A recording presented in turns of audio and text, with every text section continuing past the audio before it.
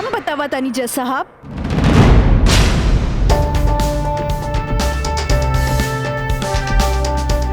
हम बताई।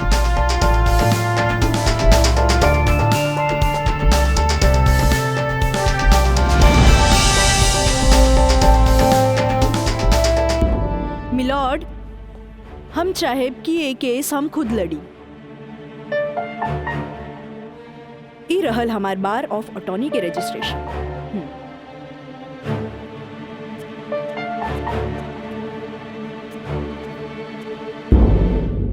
ओके, you can proceed. Thank you sir. आशीर्वाद दी। खुश रह। चल। मिलॉर्ड, बचाव पक्ष के वकील बार बार पूछा तारे कि 4 साल हम कहाँ रही। मिलॉर्ड, 4 साल इनके मुवक्किल राजा जैसन तमाम मुजरिमों के सजा दिलावे खातिर ई चोंगा बहुत जरूरी रहे। काजल,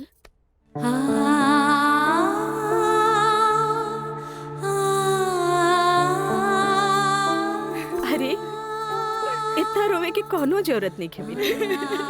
तोर बाबूजी ठीक बाड़न। अरे वो तो बुखार के कारण ब्लड प्रेशर बढ़ गई रहे। इतना परेशान मत हो, इतना परेशान मत हो। माई, हमरा से बहुत बड़का गलती हो गई। हम एक्सकर्शन में ना गए रहे, बल्कि हम अपन बॉयफ्रेंड के साथ गए रही और वो हमरा के दगा दे गए।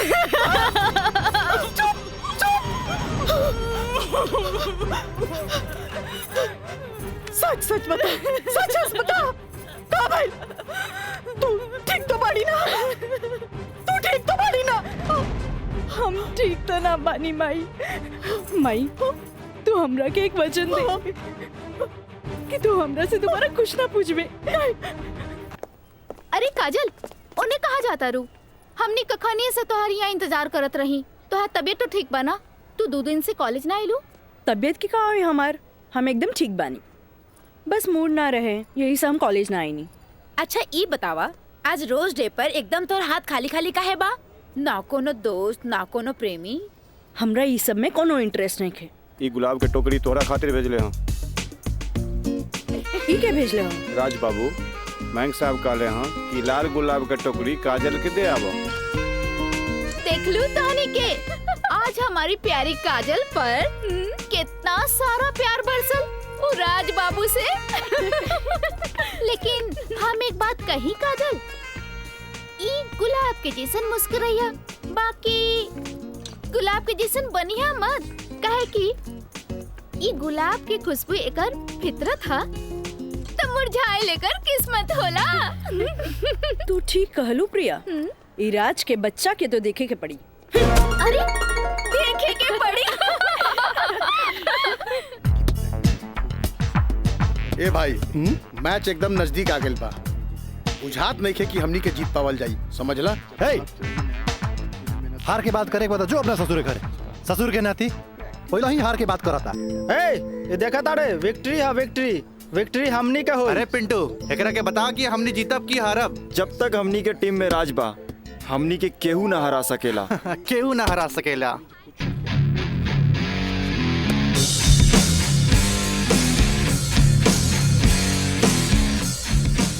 मयंक, हाँ राज, जीत केकर होई? जीत तोहार हुई और के कर हुई।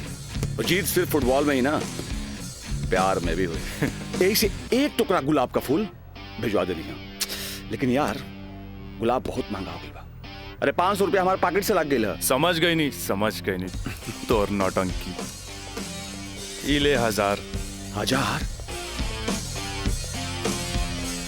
पीछे से आवत भी तोहर प्यार और हम चन्नी बाजार। हेलो काजल। हाय, एक सेकंड। चलो लोगिन फैन, मैदाने में अब देखल जाई। हाँ हाँ, चला चला। राज, तोहरा हम कैसन लड़की दिखत बानी? शरीफ, अच्छी लड़की। गलत, तोहरा जैसन लड़का खातिर हम एक बहुत ही बदमाश लड़की बानी। अच्छा ई बतावा, टोकरी भर फूल भेजे के का मतलब रहे? मतलब मतलब ई की दोस्ती और ई प्यार के फूल ह, एकरा मुरझाए मत दिया। ए काजल, अपना दिल में हमेशा दोस्ती और ई प्यार ला जगह बनैले रहिया। ई जन्नत में बनेला, एक एक वो बिखरे मत दिया। रिश्ता जन्नत में बनेला, बिखरे मत दिया। देखा राज, अब तक हम तोहार हर छेड़खानी के नजरअंदाज करत रही, लेकिन अब टोकरी भर गुलाब के फूल भेज के अपन अमीरी की धौस जमावे लगला। तोरा पता नहीं कि हमार बाबूजी कोर्ट में पेशकार बाड़े और उनका वास्ता रात दिन गुंडा मवाली और पुलिस से होत रहेला, और ई भी जानला उ गुस्सेल भी जरूरत से ज्यादा बाड़े। वो तो हम तारा के देखते बुझ गला निया। वो थोड़ा सा हम तारा प्यार मोहब्बत का दिखा देनी, तू तो हमरा के गुंडा मवाली के लाइने में खड़ा कर देलू। देखा, हमरा ना चाहिए ऐसा प्यार व्यार जेकरा खातिर हम अपन सहेली के बीच में मजाक बन जाई। बड़ा खिसियाइल बिया, पट्टे वाला तो नइखे बुझात, पर हमरा भी तो उहे के पटावे में मजा आवेला जो ना पटे वाला होखे। पेशकार साहब। अरे मिथिलेश, बैठा बैठा। Thank you. पेशकार साहब, हाईली फाइल अगला हफ्ता के हर केस के तारीख पूरा ब्यौरा के साथ तैयार कर देनी है। भाई वाह, एगो साइंस के स्टूडेंट होके तू सिविल कोर्ट ज्वाइन कैला, हमार फाइलो तैयार कर देला जी। मिथिलेश, जब से तू यहाँ पर ज्वाइन कैला हमार कुल काम आसान हो गया। एगो बात कही सर, रउआ अखिलेश आ हम मिथिलेश, राउर काम के तो डंका बजिए रहल बा। अब हमरो तो कुछ सेवा करे दी। जानी ले, एमे हमरे फायदा बा। एगो क्लर्क होके हमरा फ्री में पेशकार के अनुभव मिल रहल बा। आज ही फाइल तैयार करे में तो तोहरा पूरा दिन लग गेल होई। चला, कोनो बात ना, यहाँ से सीधे घर चले के आ खूब बढ़िया नाश्ता करेंगे। आवा।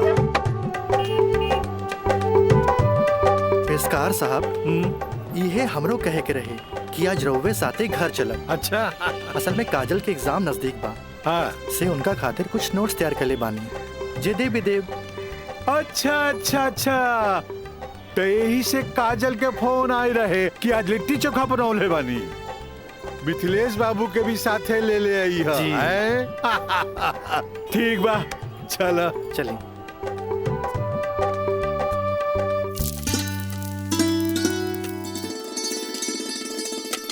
काजल। हाँ माई, बेटा तनी है बैगनवा देख तो।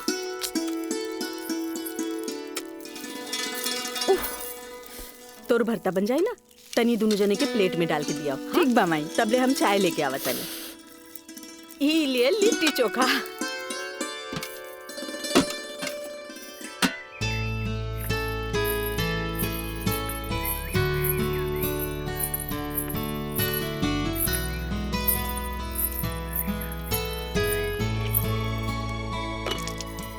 का काजल, कैसन बारू? हम ठीक बानी। नोट्स लेनी की ना? अरे कैसे ना लेती, तहरा हाथ के पंजाबियन के भी फेल करे वाला बैंगन भरता जी खाए के रहे। ठीक कहला मिथिलेश, अपने काजल के हाथ के बनावल भरता के कारण ही सगरो रिश्तेदार के आवन जावन लागल रहेला जी, वरना ये मोबाइल का रिश्ता नाता के अलगे ही कर देला सर।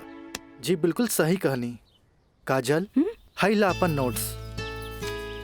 हमार अंदाजा है कम से कम इमे से 2-3 सवाल तो जरूर आई। अरे खा भी मिथिलेश, लिट्टी ठंडा हो जात बा। जी।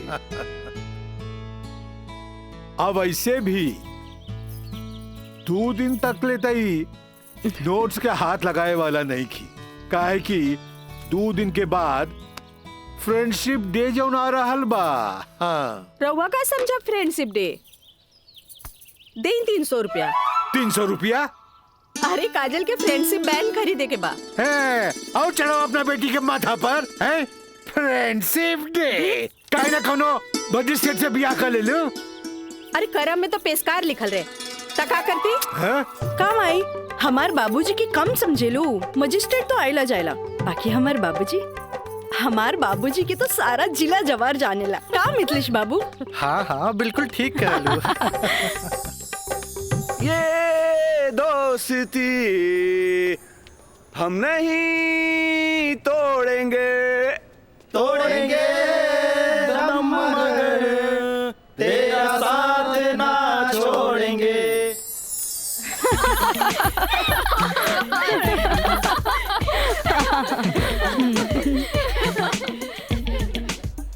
फूल बन के मुस्कुराना भी जिंदगी है, मुस्कुरा के गम भुलाना भी जिंदगी है। क्या बात है। तब मिल मिल के दोस्ती निभाना भी जिंदगी है।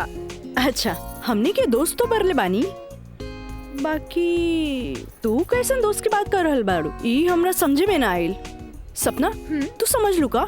ना, हमरा तो बिल्कुल ही समझ में ना आई। वही तो। ई का समझी, बाकी हमरा समझ आ गई। कहा तो बता दी। अरे बताओ बताओ। दोस्ती हर चेहरा के मीठ मुस्कान होखेला, दोस्ती ही सुख दुख के पहचान होखेला। वाह वाह वाह। अगर रूठ भी जाए कोई दोस्त त दिल पे ना लेवे के, काहे की दोस्ती त सुख दुख के पहचान होला। और हमार मानना बाकी अगर कोई सच्चा दोस्त रूठ जाए तो ओकरा के त मना लेवे के चाहिए। बिल्कुल सही। बाकी हम एक कर जरूरत ना समझी, काहे कि बुरा दोस्त कोयले के समान होकेला, गरम होके तो हाथ जला देवेला और ठंडा होके तो हाथ काला कर देवेला। बड़ा आए दोस्ती समझावे वाला। तू लोग सुना इनके प्रवचन, हम जाते अरे तनी रुका तो।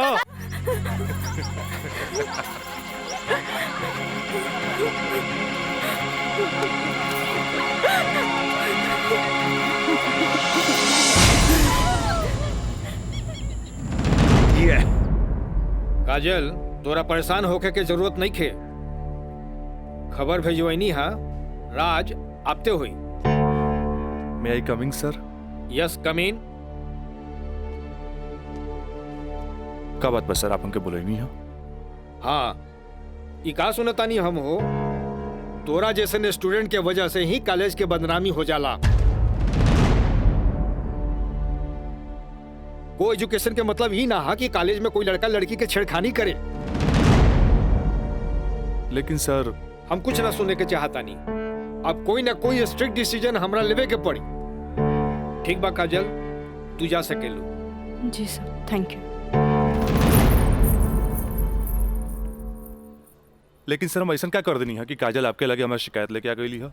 शुक्र मनावा कि वो हमारा पास आ गईली।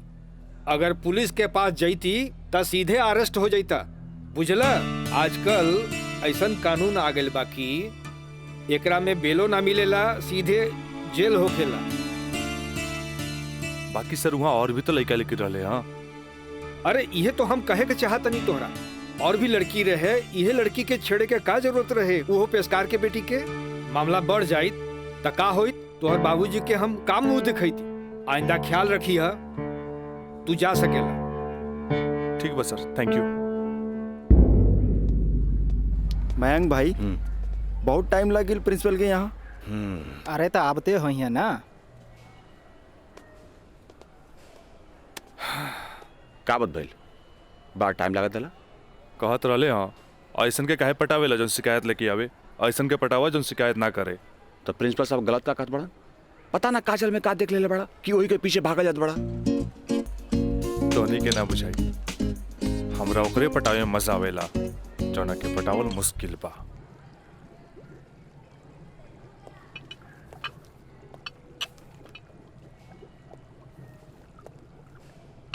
क्या हो रहा है? जी सर। ए पिंकी, हाँ, रिटन एग्जाम तो बढ़िया गए, बाकी लागत कि प्रैक्टिकल तो हमरा ले डूबी। हमरा तो बहुत बढ़िया बा। बस एकरा में से नापे के बा और एमे लिख लेवे के बा। अच्छा बतावा, का करी? इसमें का डाली? एकरा में ई एसिड डाला। ये? हाँ। पक्का? हाँ।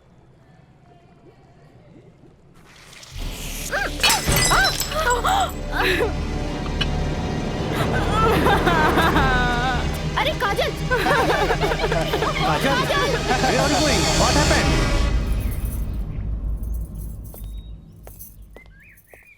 प्रणाम माँ जी। प्रणाम, बैठा। अकेले पेशकार साहब कहाँ रह गइलन? उहे बतावे के बा जे आज उनका कचहरी में देर होखी। अच्छा अच्छा। काजल के आज प्रैक्टिकल के आखिरी एग्जाम रहे, से पूछे के बा कि एग्जाम कैसन गईल। अब देखा बहले तो ऐली ना, कैसन जाए कहा जाए कुछ समझ में नहीं ख्यावत। अभी औते हुई ई देखा। अरे का? अरे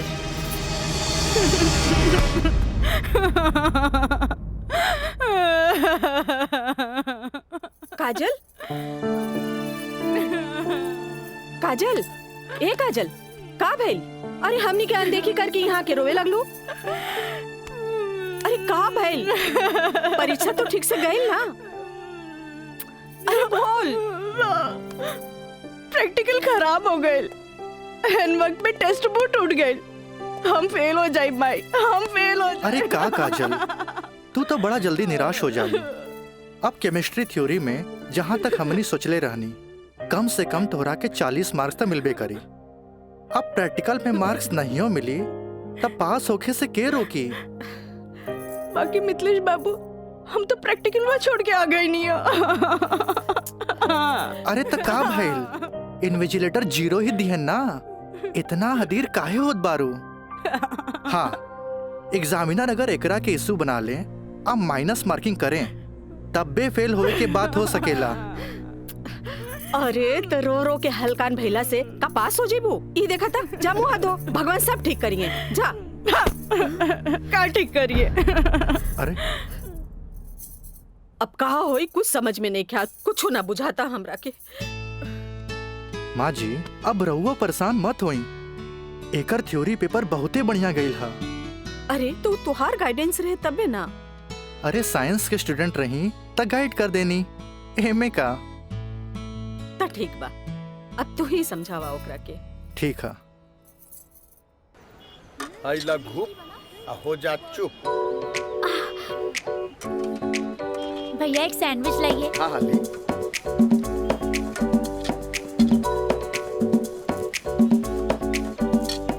मुझे भी तो दो, और तीखा बा। भैया जल्दी से दो ना, मुझे भी। लेकिन छोला थोड़ा ठंडा हो गया है ना? अच्छा बा, ठीक बा। भैया रायदा, अब हमरा के चाहिए बस। अरे खाना यार, कहे अभी से एग्जाम में फेल हो गए लुका? हाँ, कहे चिंता में बड़ू हो? हाँ, चिंता ना रही का, थोड़ा नहीं के। Excuse me girls. काजल, तू तो बुझाता कि अभी लेक हमरा से नाराज बाड़ू। अरे नाराज तो हम हो रही तारा से, पर हमरा हमार दादाजी के सिखावल एगो बात याद आ गई। कोई भले ही बोए तोहरा ला काटा, तू बोए ओकरा ला फूल। देखा काजल, तू तो प्रिंसिपल साहब से जाके हमार शिकायत कर देलू, पर हमरा हमार दादाजी के सिखावल उ बात याद आ गई। भाई तो उनकर पोते नू, हम जकरा चाही लेनू ओकर पूरा ख्याल रखी ले, है ना? देखा है ने, और ये बात के पता तोरा बड़ा जल्दी लग जाई, बुझाइल? गर्ल्स, आप लोग के रिजल्ट आ चुकल बा। अच्छा। और ये क्लासरूम में आप लोग का रिपोर्ट कार्ड बांट रहल बा। जाई? चल चला जल्दी चला। अरे जल्दी चला चल। ए काजल, कांग्रेचुलेशन, आपके केमिस्ट्री के प्रैक्टिकल में 20 में 20 मार्क्स मिलल है। Mister Raj, for your kind information, हम केमिस्ट्री प्रैक्टिकल एग्जाम ही छोड़ देनी है, ऐसे अपन कांग्रेचुलेशन अपने पास रखी। हाँ। Roll number 31। यस सर।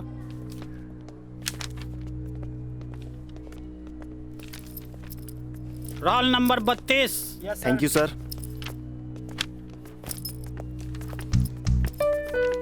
Roll number 33। यस सर। Roll number 34। यस सर।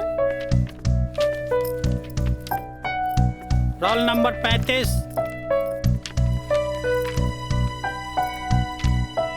Roll number 36।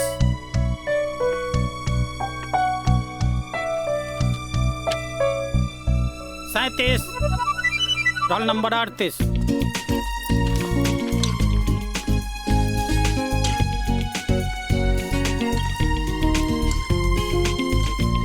है ना? देखा है ने, और ये बात के पता तोरा बड़ा जल्दी लग जाए, बुझाइल? ए पिंकी पूजा, हाँ का ई देख ना, हमरा के सच में केमिस्ट्री प्रैक्टिकल में 20 में से 20 मिलल। ये जरूर राज के कारनामा है, काहे कि ये इन्विजिलेटर शर्मा जी ओकर बंगले पे तो ठहरल रहलन। ओह हाय मैं मर जावा। अगर तोहरा जगह पे हम रहती ना, तो राजा के तो रानी बन जाती। जा बन जा। तहरा के देख के ना एगो बात याद आ गई। इया कहे धिया धिया, धिया कहे चिया चिया। एक हुआ जौन तहरा पे जान छिड़केला और एगो तू हा जौन एकरा के ठेंगा दिखावत हिया। अच्छा चला चला, हम तो परीक्षा में पास हो गए नी, ये हमरा खातिर बहुत बड़ा बात बा। पापा देखिए तो बहुत खुश हो जाइए। हाँ चला चला चला।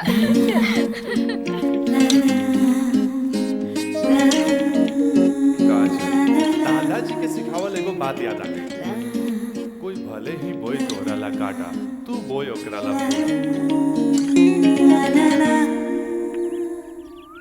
ई ले। अरे भाई अपोजिट टीम आ गई बा, हमनी के का होई? अरे आ गेल त का भइल हो, अभी तो टाइम बानू मैच में। टाइम बा त का एहिजे बैठ के टाइम पास करबा? ए जब हमनी के मैदान में जाएम नु तो देख के थर्रा जाइलो, ठीक बा? अब चला जौन होई तो मैदान में देखल जाई, उहे देखल जाई। चलो राज भाई बॉल दे। तोहनी के इतना हड़बड़ी बना तब बड़ा सन हम आवाता नहीं। चलो लोग चलो आवा।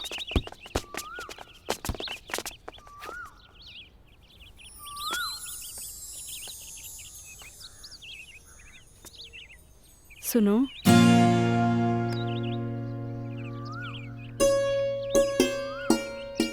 सॉरी राज, हम तोहरा के गलत समझनी, लेकिन तू तो सच में दिल के राजा बाड़ा। और तू ये राजा के दिल के रानी। ए काजल, हम तारा के बहुत चाहेनी। Thanks for chemistry practical marks. WhatsApp number मिली का? व्हाट्सएप? हाँ ठीक बा, ले ली। 8291 71 7752। 8291 717752।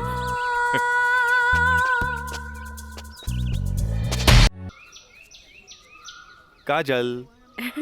Thank you. काजल, हम दोनों एक दूसरा के बहुत चाहिए, पर जब हम हमरा फ्यूचर के बारे में सोचिले तो हम देखिले कि हमार बाप के पास बहुत दौलत बा। उनकर दौलत के संभालत संभालत हमार जिंदगी गुजर जाई। हमरा ये आम आदमी नियन नौकरी चाकरी करे के फुर्सते ना मिली। अब बस तू हमरा जिंदगी में हमार जीवन साथी बन के आ जा तो हमार जिंदगी एकदम मजे में गुजर जाई। ए काजल, तू काहे ना अपना बाबूजी से हमरा बारे में बात करेलू? बाबूजी से? ना बाबा ना, हम ना बोल सकेनी। हमार बाबूजी बहुत गुस्सेल बाड़न। वाह भाई वाह, इकलौता बेटी भइला के बाद भी तू अपना बाबूजी से बात न करबू काहे कि बहुत गुस्सेल बाड़े।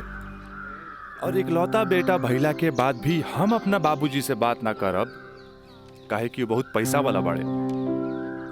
ऐसन में तो हमनी के सपना धरल के धरल रह जाई। काजल, काहे ना हमनी के भाग के शादी कर ले जाओ? बिना बतैले भाग के शादी कैसे कर सकेनी? हाँ काजल, हफ्ता भर के तो बात रही, हमनी के भाग के कहीं भी शादी कर लेल जाए और ओकरा बाद अपना अपना बाबूजी के बता देहल जाई। सोचत का बाड़ू तारा से ऊंच कूल और धनाट घर के हई।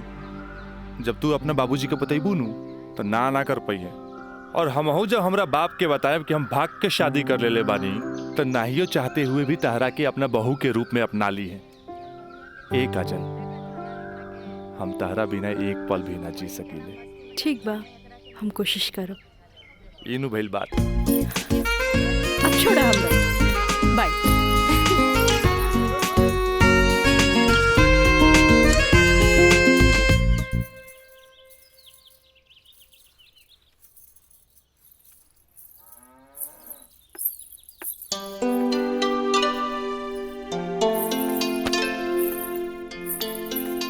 काम आई तोहरा से आराम नहीं के होत का? जब देखा काम का सिर्फ काम ही करबू। हमारा आराम के छोड़, ई बता हमरा से तोरा के का काम पड़ गई जे हमारा आराम के सोचे लगली? काम आई, हम तो हमेशा सोचनी ना माई। कॉलेज से एक हफ्ता एक्सकर्शन खातिर हमनी के हजारीबाग जाए के बा। हम डैडी से बात नहीं के बोल सकत, परमिशन दिला दे ना माई प्लीज। हमरा के मजौवा के समझ ले ली का? हाँ, अरे हमहू ग्रेजुएट बानी। ई होली में तोरा के कौन कॉलेज लेके जाता? वो होली तो मार्च में पड़ी, अभी तो फरवरी चल रहा बा। एक के हफ्ता की तो बात बा माई, प्लीज माई प्लीज।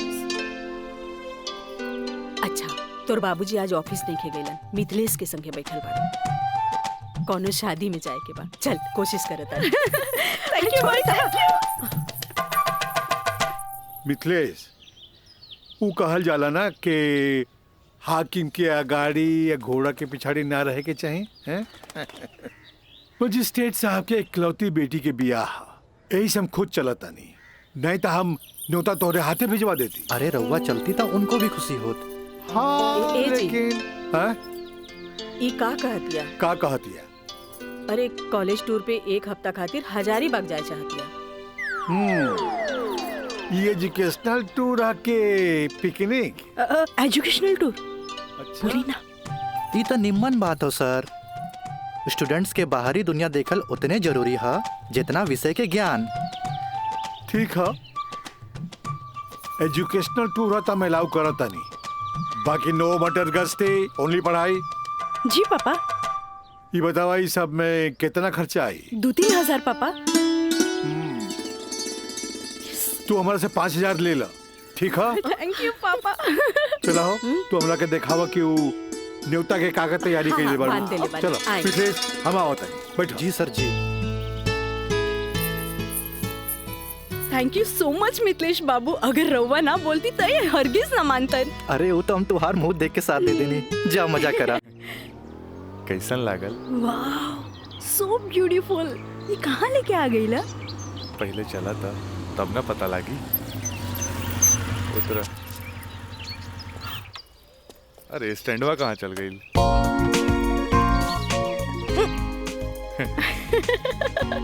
बड़ा धांसू सजीले बा। हाँ चला चली। हाथ तो दा। कहाँ जाए के है? इधर। हाँ इधर। जगह तो बड़ा झकास बा। क्या यार राज, कब से हम तुम्हारे इंतजार करत बनी, इतना लेट कर तू? मयंक, राज, मयंक यहाँ? हाँ, एकरा पहले भेज देनी। इस सारा जे तामझाम बा, इस सब के अरेंजमेंट के करी। यार तो हम लोग का शादी खातिर एगो विद्वान पंडित से बात कर ले बानी, और देखा तोहनी के आराम खातिर यहाँ सारा साधन सुविधा मौजूद बा। और हाँ, हनीमून खातिर स्वीट रूम भी बुक कर ले बानी। और देखा अब हम निकलता नहीं, कहे कि हमारा के मंदिर जाए के बा, और मंदिर जाके पूरा शादी का सामग्री लेके आए के बा। बाप रे, इतना सब तैयारी। अरे शादी की करबा, हमार दोस्त राज का शादी बा। गलत बात। शादी होता हमार सपना के शहजादी काजल के राज के साथ। अच्छा देखा यार, जो तो पैसा दिला ना, सब पैसा खत्म हो गई कुल ताम झाम में। ऐसा करा कि तू 25,000 रुपया और दे दा, क्या है कि बहुत सारा काम बाकी बाबी। पैसा के कौन बात भाई, ये ले। अगर बाबूजी अगर ये शादी करे नु तो लाख के खर्चा लाखों में चल जाई। दोस्त महिम रिश्तेदार पूरा शहर के बुलाईते। और वैसे भी तो बाबूजी जब रिसेप्शन पार्टी दी है तो जाई खर्चा बढ़ी। अच्छा हम निकल रहे हैं, बहुत सारा काम बाकी बा। ठीक बा, तू लोग आराम कर। चलो बाय बाय बाय। तो काजल अब तक गला लगईबू नु यहाँ? तो यहाँ के जाना था हमनी के। ओ Raj, I love you. I love you too. जुबान निकालिए, बंद कीजिए, ठीक है।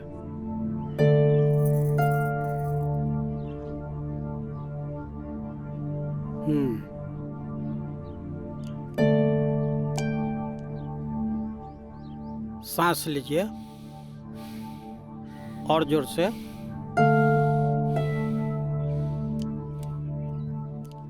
घबराए के कोई बात नहीं खे। ऊपर के बीपी थोड़ा बढ़ गई है। अच्छा। से लागता कि काम के प्रेशर ज्यादा बा। जी नया मजिस्ट्रेट आइले हाँ, से कुछ ज्यादा ही फाइल इनके हवाले कर देले हाँ। ठीक है, ठीक हो जाई। अभी आंख लगल बा, सोए दिन का के। और हाँ, पानी पियावल करी, काहे कि पानी पियला से पेशाब यानी यूरिन पास हुई तो रिलैक्स हुई है। जी जी बाकी दवा वही चली। जी डॉक्टर साहब। जी डॉक्टर साहब, हाईली अपन फीस। ई का करतानी, जे आदमी पेशकारी में हमरा से कहियो फीस ना ले ले, उनका से हम फीस ली रह दी। डॉक्टर साहब थैंक यू, थैंक यू। प्रणाम डॉक्टर साहब।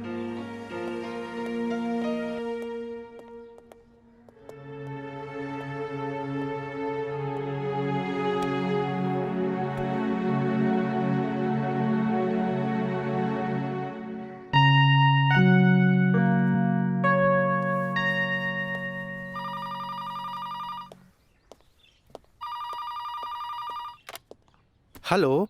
हम काजल बोले तानी। हाँ काजल बोला, कैसन बारू?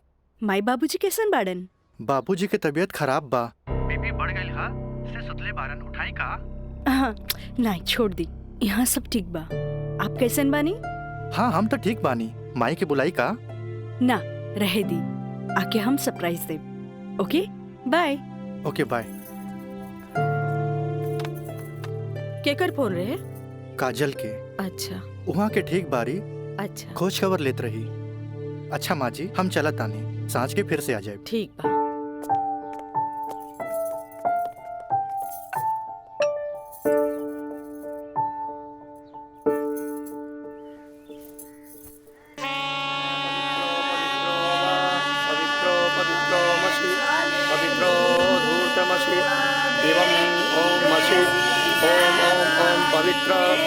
पवित्राः केशवाय माधवाय सर्वेश्वराय अपितु स्वाहा तत्पुरुषाय स्वाहा। ओम नमः स्वदन्ताय सहस्राक्षाय सहस्रपदे पूर्वशे पवित्रमशे सर्व ऊर्ध्वमशे चन्द्रमशे वामाय ओम ओम ओम ओम बुधाय ओम पवित्रो वा पवित्राय नमः सावित्रे नमः पवित्रे नमः तत्पुरुषाय सर्वेश्वराय नमो नमः। ऊर्ध्वमशे पवित्रमशे सर्वमशे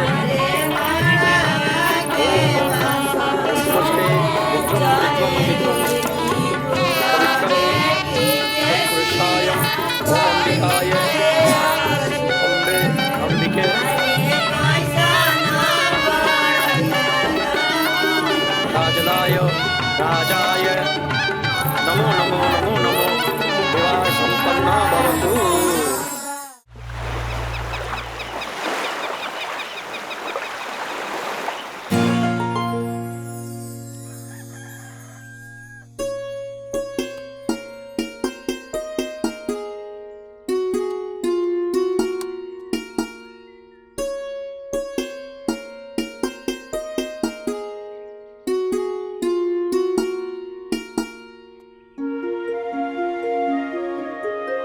काजल, काजल।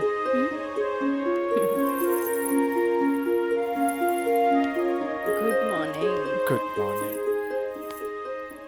उठे के मन तो हमरो ना करत रहे, पर खाली सुतल रहला से जिंदगी ना नु चली। चाय ले लो। गर्मा गर्म चाय। मयंक अपने हाथ से बनेले बन। ए ओ कुछ ना, सिर्फ भाभी खातिर।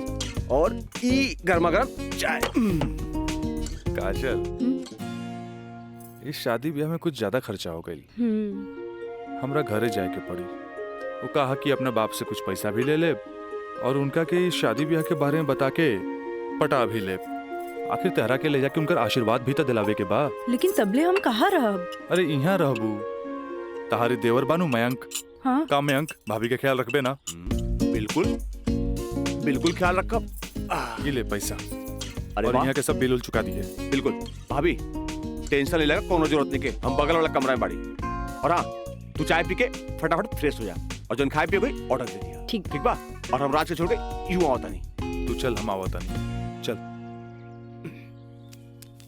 ए काजल, अरे हैने आवा। कल साझे लिख के तो बात बा, हम यूं गई नहीं यूं आई नहीं। और वैसे भी अब तहरा बिना हमार मन कहाँ लागी। अब जाई भी और जल्दी आई। ठीक बा।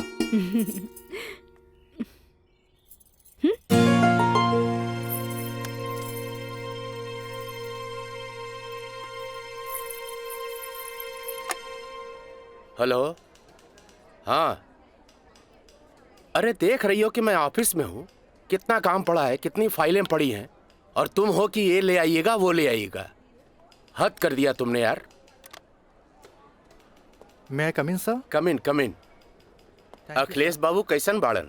जी बीपी तो कंट्रोल में हा, बुखार के वजह से थोड़ा कमजोरी आ गई हा, यही से शुक्रवार तक की छुट्टी की अर्जी दे ले हा। कोनो बात नहीं के, दिन रात काम करे वाला आदमी के अरे थोड़ा बहुत आराम तो चाहिए ना। जी कह दिया ऑफिस के चिंता न करे जी। जब वो ठीक हो जावे तबे ऑफिस आवे। ल एकरा के फाइल में लगवा दे। Thank you sir.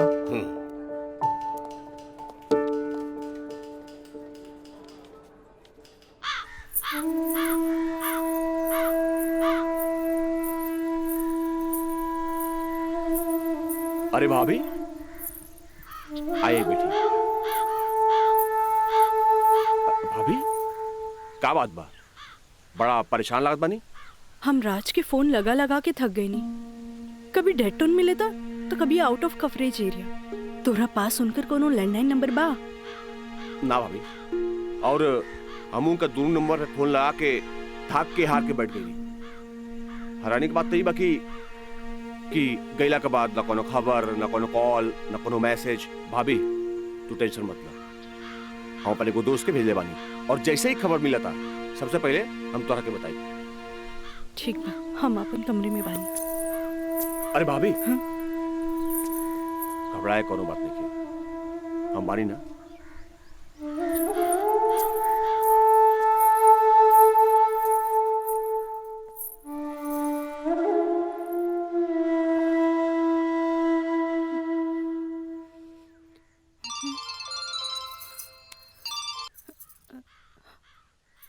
Kajal, trip कैसन जा रहल बा? ट्रिप ठीक बा। का बात बा, तोहार आवाज में खनक नहीं खे? नहीं नहीं, ऐसा कोनो बात नहीं खे। हमार मतलब सब ठीक बा।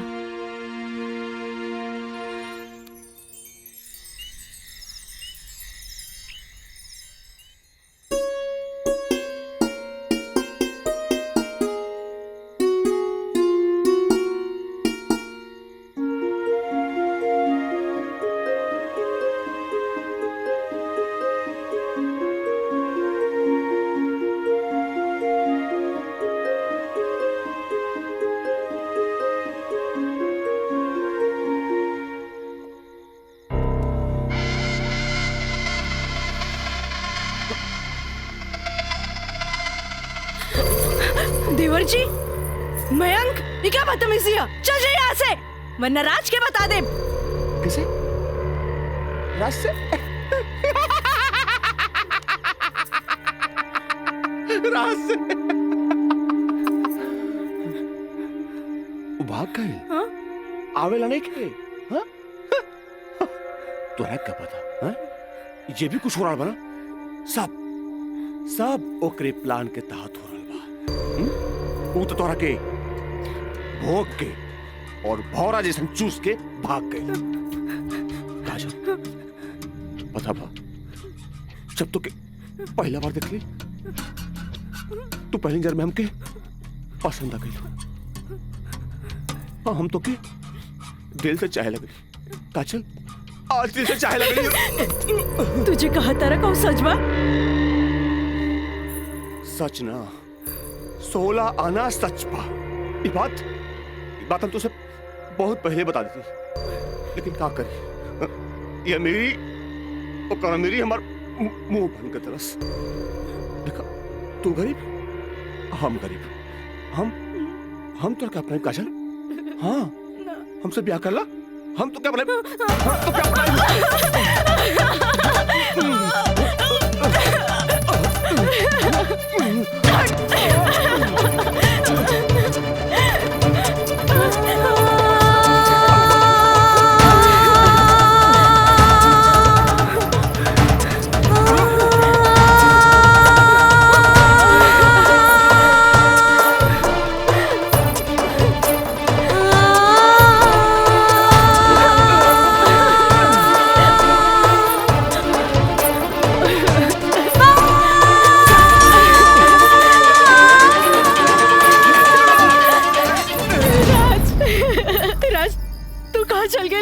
छोड़ के ये मयंक तो और काजल के बर्बाद करेंगे चाहते रहे। तू बोलत काहे नहीं कि राज बोली ना। हम जहाँ भी गए रही तोरा का मतलब बा? और ये मयंक वैसे भी तोरा सारा के सारा सच्चाई बता देले होई। ये हमार बदला है काजल, बदला। प्रिंसिपल से शिकायत करके ते हमरा के पुलिस और कानून के धमकी तो दिला देले रहलिस, पर अब ब्याहता बन के सुहागरात बनेले बाड़ी। एकरा के छेड़खानी और रेप के नाम तो नानू दे सकेली। भाभी भाभी देख ले लू हम कितना गला फाड़ फाड़ के चिल्लाता ली, गला फाड़ फाड़ के चिल्लाता ली। भाभी हमसे ब्याह कर ला, हम तो जिंदगी भर साथ निभाए, लेकिन ना तो हार तक खोपड़िया में औते ना रहल। देख ला ठीक है ही तो कहा था ही। हाँ ए काजल तू मयंक से ब्याह कर ले, ऐसे भी एकरा हमार जूठन खाए की आदत बा। और तू अब बस हमारे को जूठन बारू, जूठन जूठन।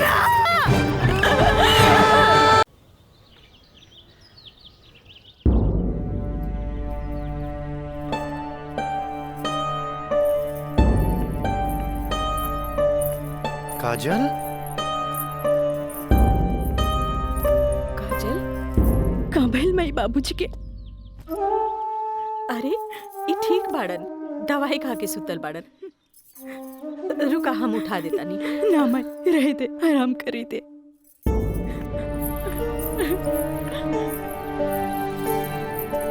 काजल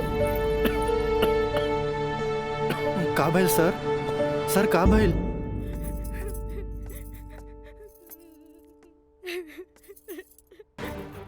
जो भाई बहुत गलत भाई, बाकी हम अपने आप के ठीक कर ले माई, अपने आप। काजल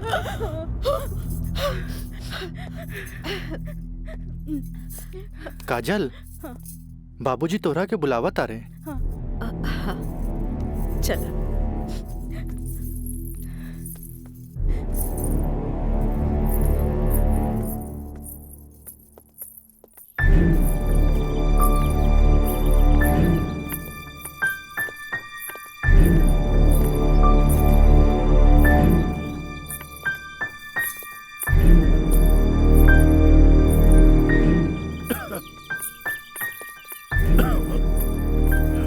प्रणाम बाबूजी। अब तबीयत कैसन बा? आ गइलू बेटा? ठीक है बा। तू बतावा तो ट्रिप कैसन रहा, और अब आगे पढ़े के का प्लान बा बेटा?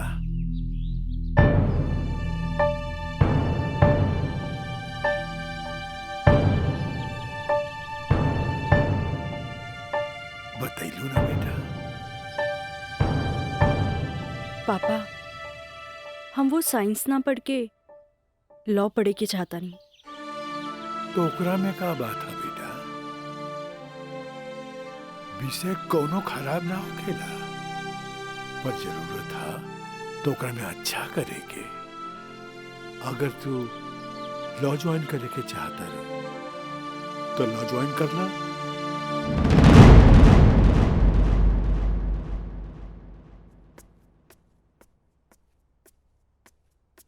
का काजल बेटिया तबीयत ठीक बानो? क्लास कब के खत्म हो गई? तू बैठल वारू बंद करे के रहे। हाँ काका रूम लॉक कर दी, हम तो बस ऐसे ही बैठ गए रही। अच्छा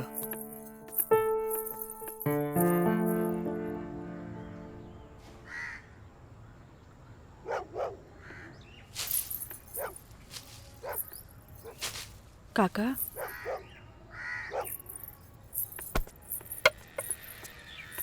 अरे बिटिया तू फिर आ गेलू? अरे हम कई साल से देख रहल बानी कि हर 3-4 महीना पर तू आ जालू, पर बिटिया राजा तोहरा से नइखे मिले चाहता। वो बड़ लोग हवन, उनकर जिंदगी में तारा जैसी लड़की की कीमत चाय के कुर्बा के बराबर हा, जे पी के फेंक देवलन। काका तोहरा का लागता कि हमें को फिकल कुर्बा है?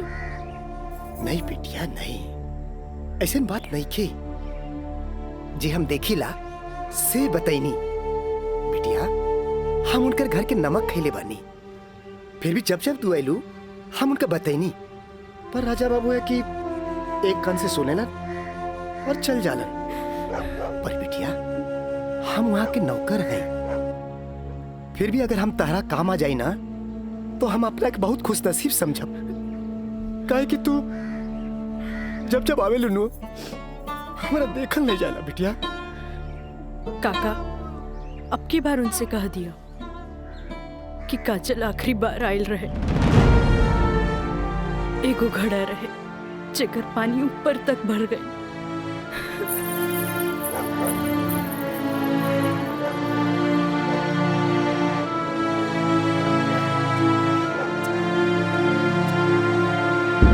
मैडम जी, ये कुछ बिल है, कारपेंटर बिल है, ये टेलीफोन बिल है और ये लाइट बिल है और कुछ वगैरह वगैरह काफी बिल है, आप देख लीजिए। माँ, ये मैनेजर साहब तारा के महीना भर के बिल और खर्चा के हिसाब दे देले। अब तू उठबू, उठ के जईबू, अलमीरा खोलबू, चेक निकलबू, फेन आके बैठबू, तब साइन करबू। हमरा माई के कितना काम करे के पड़ी। यही ला हम सोचने की काहे ना चेकबुक वाले के हम ही आ जाई। नीमन कैला।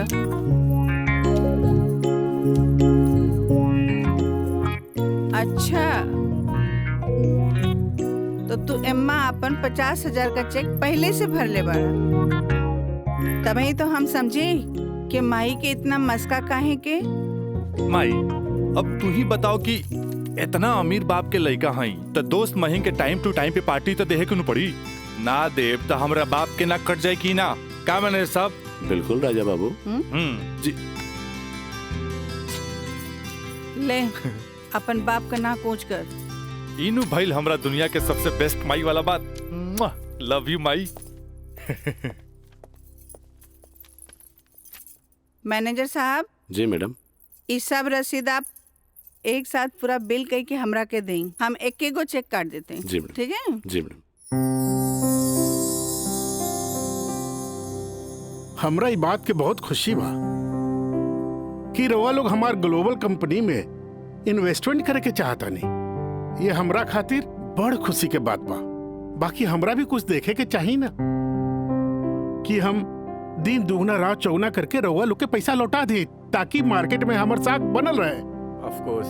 Excuse me gentleman. बाबूजी, हाँ, आप हमरा से वादा कैले रहनी कि आप हमरा नया कार किन के दे। अब हम खटारा हम ना चलाएं, बुझाइल नू। I want new car, okay? Yes, Raja is right. I am witness. Okay, I will buy car for you. Thank you sir. हम चलता नहीं बाबूजी। तो ठीक बा, रवे कार खरीदा दे। बाकी राउर कार की खर्चा कंपनी के इन्वेस्टमेंट पे दिखावल जाए। Okay, thanks. जेपी साहब, आपका बेटा तो हीरो लगता है। आखिर बेटा के करा हमरे नु। अरे यही तो उम्र में ऐश करे के।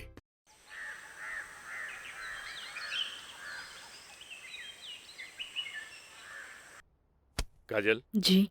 तारा के देख के हमें 4 साल पहले के काजल याद आवतिया।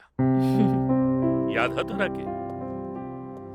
मिथिलेश के साथ डरत डरत तू हमरे चेम्बर में आ ललू लॉ कॉलेज में एडमिशन खातिर। हैं?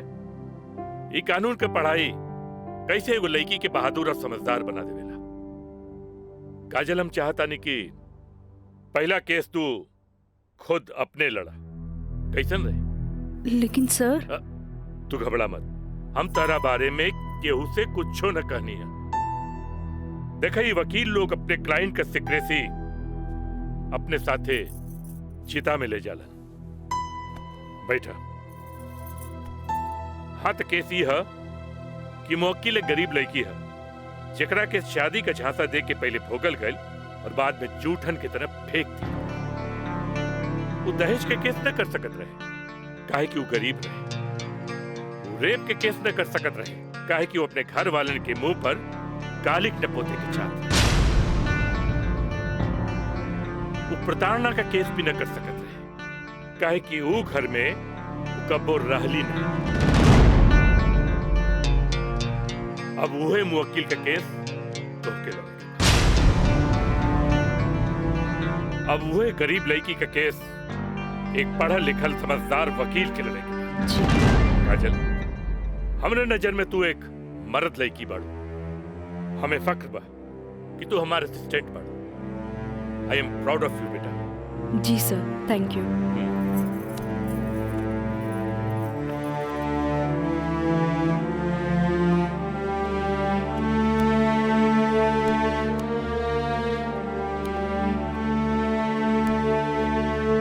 बाबूजी, लड़की हर मोड़ पे डरत रहेली। अकेले होके तो सुनसान से डर, भीड़ में होके तो लोगन के डर, जब हवा उड़े तो दुपट्टा उड़े के डर, केहू गुरे तो ओकरा आग के डर, बचपन में माई बाप के डर, बड़ होके तो भाई से डर, सिर्फ डरत रहेली। तब तक डरत रहेली जब तक ओकरा जीवन साथी ना मिल जाए, और हमार जीवन साथी तो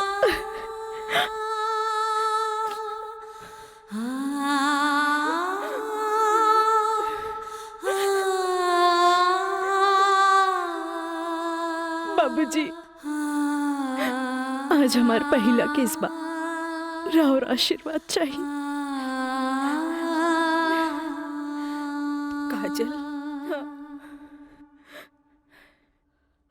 माई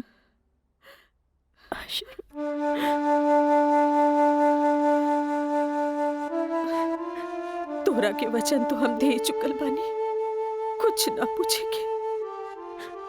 बाकी जौन काम में तू लगल बाड़ा, हमारा आशीर्वाद बा तोरा के कामयाबी हासिल हो।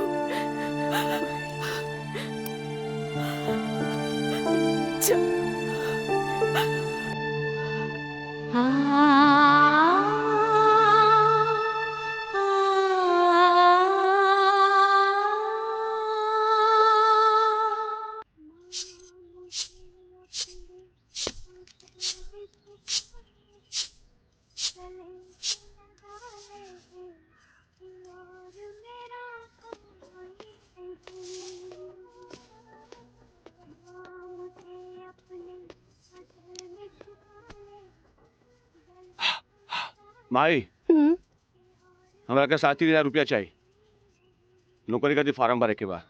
काहे? वो तो हाथ दोस्त राजा, वो ना करेगा तोरी मदद। भाई, अब हमारा के केहू को मदद की जरूरत नहीं की, खुद नौकरी करे के बाद, कमाए के बाद, कुछ बने के बाद। यही तो हम कहा था नहीं, उम्मीद हो चलल, नौकरी ना करबे तो कौन बाप अपन छोकरी तोरा से ब्याही? हमरा का, हमार जिंदगी के का? आज है कल ना रहा, फिर बहुत हो गया भाई, चल पैसा दे। दे पैसा, तोरा से मुंह लगाए बेकार है। पैसा पैसा पैसा। हाँ हाँ दे। देता नहीं।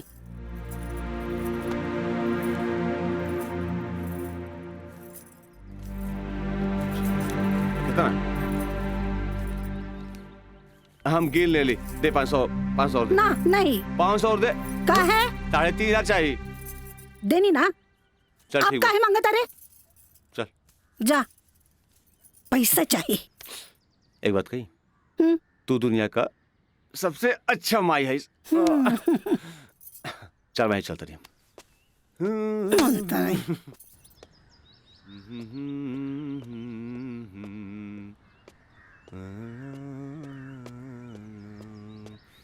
मयंक, काजल, तू इतना दिन बाद यहाँ? हमरा तोरा से कुछ बात करे के बा। चलो कर बेटा। यहाँ ना, चलो कॉफी डे में बैठल जाए। Coffee day? अरे सोचा मत, हम पियाई कॉफी तोरा। चल ठीक। चलो।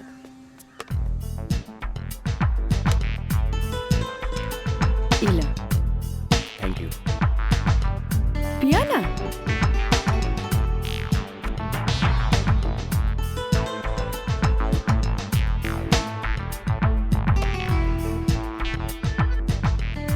काजल, आज तोरा के यहाँ देख के बहुत अच्छा लगा था। और एक बार बताई, पिछले 4 साल में कौनो ऐसा दिन ना गुजरल, कौनो ऐसा पल ना गुजरल जे में तुके याद ना कैलो का। अच्छा कुछ छोड़ा, ये बताओ कि आज हमार कैसे याद है? पहले हम अपन अतीत से लड़त रही, लेकिन अब हमरा लागता कि हमें सेटल हो जाए के चाहिए। बाकी तो ही बा कि के अपना ही हमरा के। अगर तुके प्रॉब्लम ना होके तो हम तोहरा के अपनाए। लेकिन हम गरीब हैं। अरे तो हम कौन अमीर बानी? हम तो गरीब बानी। हम और तू चाहिए तो अमीर हो सकत हैं। वो कैसे? हमार साथ दे के। जिंदगी भर साथ दे। ऐसे ना, प्रॉमिस करा। प्रॉमिस। चला। चला। हाँ।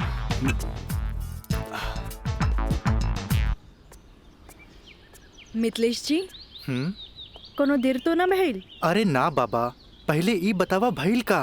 मयंक से साथ देवे की वादा ले लेनी है। अब तू अपन मिशन में कामयाब जरूर हो जाएगी। आगे देखी, लेट्स गो। सुनी, एगो बात कही, सब कुछ जलना के बाद भी आप हमें हेल्प करत हैं, ऐसे हम कबो ना भूल सके। पहले तो ना, पर अब सोचे लगनी है कि जिंदगी के हर लम्हा में आपके जरूरत पड़ी। चला अब चली, तोरा घरे छोड़ दी।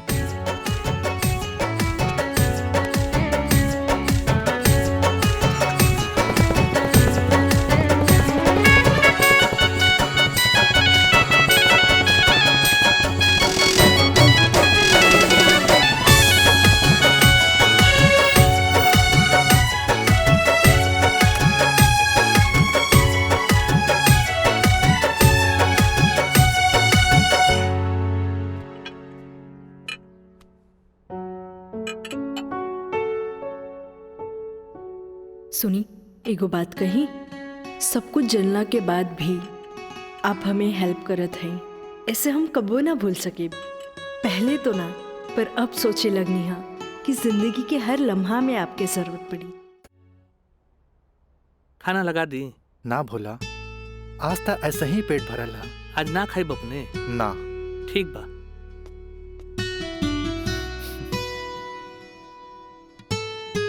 मैं पंडित देवी दत्त शर्मा। का कहनी है? देवी दत्त शर्मा।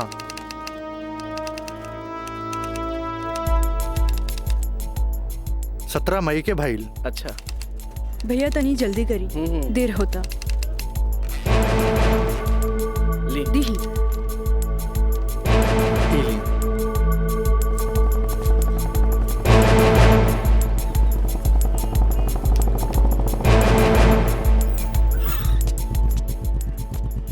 आ गए नहीं टाइप करा के? जी। लाइन लाइन दस्तखत हम कर दी। एली।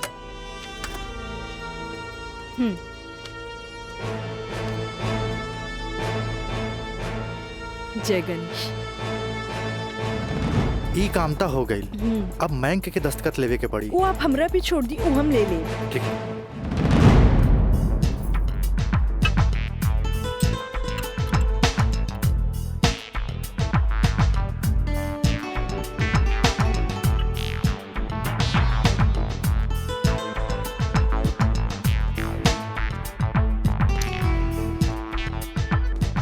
हेलो।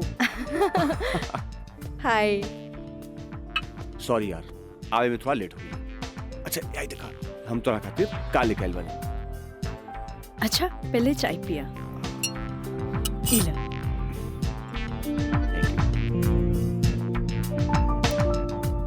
अंगूठी सोना के? हाँ। वो है इतना हल्का? मन तो रहे कि हीरा के लेके आई थी, लेकिन का करी, पैसा का तंगी। अच्छा ई बतावा, खुशहाल जिंदगी जिए खातिर तोहरा कितना पैसा चाहिए? 20 लाख। अगर हम तोहरा पूरी 50 लाख दी तो कैसन रही? वैसे ही रही। समझ ला, अनार की आंख मिल गई। तो चला फटाफट ई पेपर पे साइन कर दे। अरे पढ़ा मत, यही से हमनी करोड़पति बन जाए। हाँ, हाँ ल। ठीक है। डोलर भी कदम तो गिरब तो हर बहिया में ना।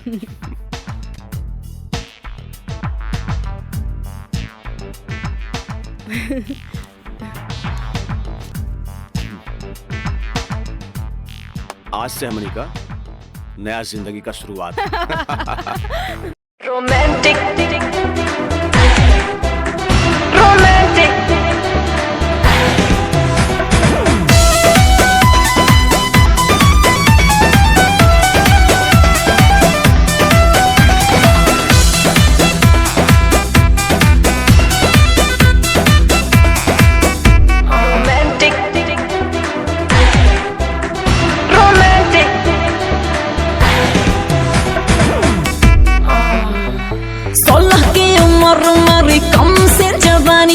खोज रही हूँ ऐसा मुंडा जो हो खानदानी। हाँ 16 की उम्र मेरी कम से जवानी, खोज रही हूँ ऐसा मुंडा जो हो खानदानी। इंग्लिश नहीं चलेगा ना चलेगा हॉटी, तो कैसा चलेगा? रोमांटिक रोमांटिक रोमांटिक रोमांटिक मर्द से करूंगी मैं शादी, तभी तो साले साले बढ़ेगा आबादी। रोमांटिक मर्द से करूंगी मैं शादी। मीना, मंजू, रेखा, कस्तूरी के डांस देख के कुछ समझ में आयल? अरे सरकार के देख के बाजार बदल जाला, बाजार के देख के साहूकार बदल जाला, आ घोड़ा के देख के सवार बदल जाला, शिकारी के देख के शिकार बदल जाला। ऐसे ही मेहमानों के बदले पे सत्कार के भी बदल देवे के चाहिए। अरे पहले के जमाना कुछ और रहे कि मर्द नाजो आदा पर लुट जात रहे, लेकिन अब जमाना बदल चुकल बा।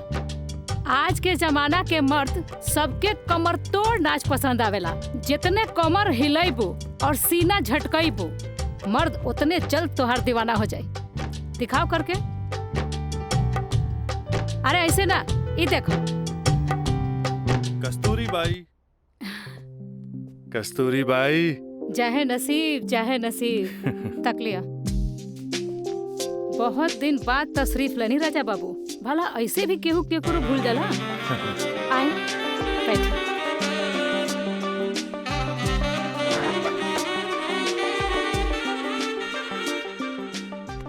ना कस्तूरी बाई, हम भुलाइल नहीं की।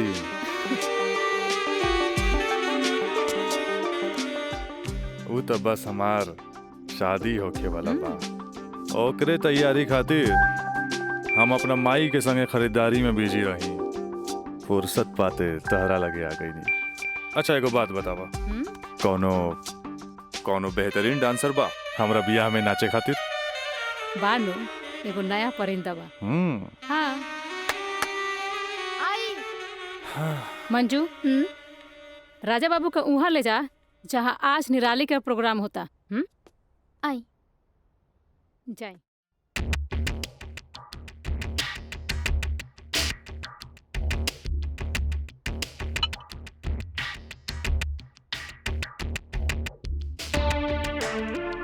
कस्तूरी, तहार निराली हमरा बहुत पसंद आई।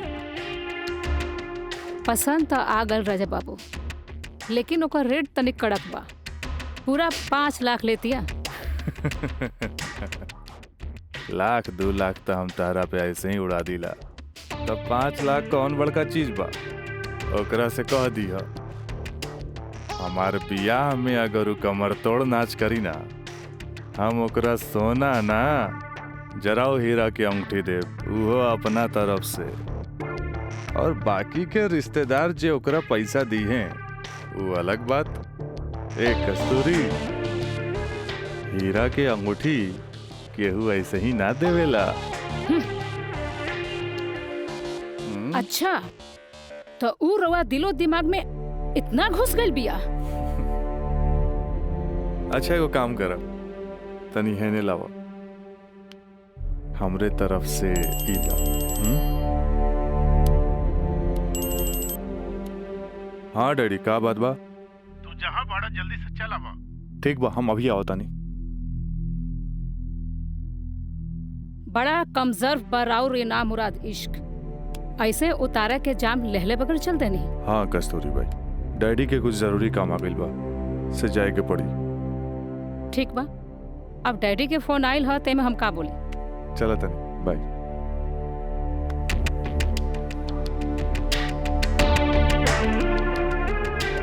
हीरा के अंगूठी तो दे गई, लेकिन तेरा दिल में गड़ल निराली के तीर निकाले के पड़ी।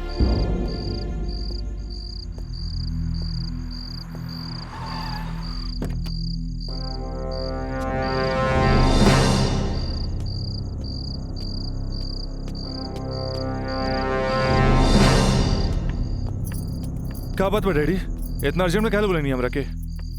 राजा, हाई हम का देखा तानी? कौन लेकी बिया काजल? अपना मुंह में करखा लगावे खातिर ओकरा से बियाह कर लेला और फिर ओकरा वही छोड़ के भागैला। अब वो अपना हक मांगतिया। बाबूजी, हम ऐसा कौनो लड़की के नहीं जानत। ए माई माई माई, देखा था कैसे झूठा इल्जाम लगाओ तारे हमरा ऊपर ही। राउर का दिमाग खराब हो गई बा। अरे जे हमरे लड़किया के ऊपर लांछन लगावत बानी। हमार दिमाग नहीं के खराब भाई। हाई देखा, हाई कोर्ट से नोटिस आइल बा। भगवाने बचावा घर के। लागत कि जगदम्बिका पाल के नाक कटिए के रही। केस नंबर 5078, काजल सिन्हा वल्द स्वर्गीय अखिलेश प्रसाद सिन्हा व राजा सिंह वल्द जगदम्बिका सिंह।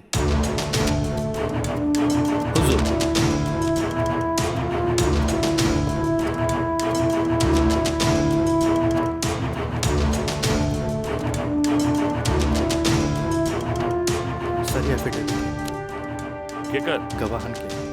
अच्छा ठीक है, चल बेटा। मिलॉर्ड, असल में ये एक अमीर आदमी के प्रताड़ित करे वाला केस है। साथ में पढ़े वाला 2 बालिग दोस्त के आपन मर्जी से हम बिस्तर होए के केस है। I object milord. हमार फाजिल दोस्त एकदम बेकार का बात कर रहल बड़न। सच्चाई तो यही है कि हमार मुवक्किल काजल का बिया राजा के साथे बाकायदा मंदिर में भैल रहे। और यह 2 गवाहन के एफिडेविट, एगो राजा का सबसे खास दोस्त मयंक और दूसर बियाह कराए वाला पंडित। आप देख ली। 4 साल बाद हमार फाजिल दोस्त के मुवक्किल कहाँ रहले? सच्चाई तो ई बा जज साहब कि हमार मुवक्किल राजा के शादी रोक के रुपया ऐठे के एगो षड्यंत्र बा, षड्यंत्र। शादी? कैसन शादी? अरे राजा का शादी तो पहले ही हो चुकल बा। अगर दोबारा शादी भइल ना तो तोहार मुवक्किल जेल जाई, जेल। बस जज साहब बस, हमू इनका से यही पूछा तानी कि आखिर ये किस्सा 4 साल बाद ही काहे उठावल गई, बताई? हम बतावा तानी जज साहब।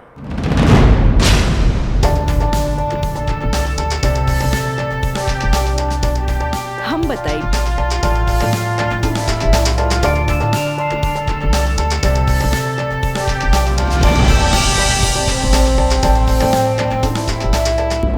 मिलॉर्ड, हम चाहे कि ये केस हम खुद लड़ी। ई रहल हमार बार ऑफ अटॉर्नी के रजिस्ट्रेशन।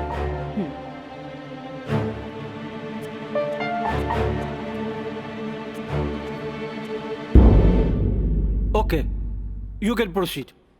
Thank you sir. आशीर्वाद दी। खुश रह। चल। मिलॉर्ड, बचाव पक्ष के वकील बार बार पूछा तारे कि 4 साल हम कहाँ रही। मिलॉर्ड, 4 साल इनके मुवक्किल राजा जैसन तमाम मुजरिमों के सजा दिलावे खातिर ई चोंगा बहुत जरूरी रहे।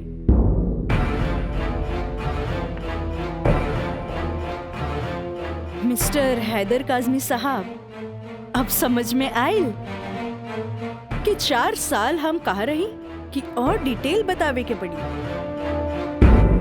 तो मिलॉर्ड, हम केस के स्टडी खातिर हमरा के कुछ समय चाहिए। हाँ, कोर्ट इंस्ट्रक्ट करती है कि राजा की शादी रोक दी जाए। जब तक कोर्ट का फैसला ना हो जाए। बचाव पक्ष के वकील की रिक्वेस्ट पर यह कोर्ट मुअत्तिल की जाती है।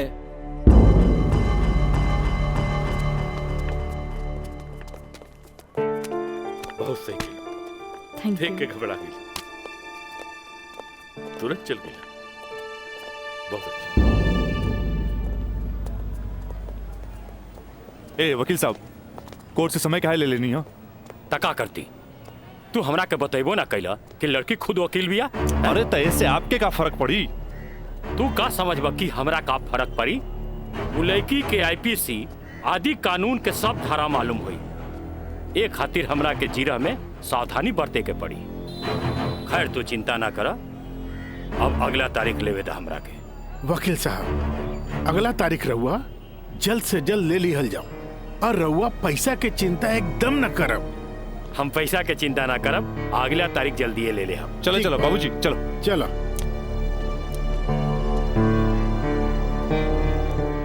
हेलो, हाँ, अब फिक्र करे के बात नहीं के।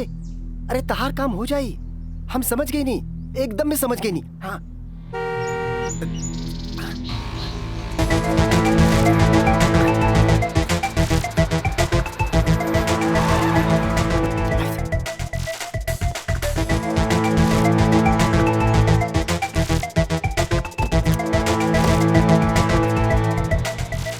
हटा ना, ये पाइप पे कर दिया अबे। रखा था नहीं। हाँ।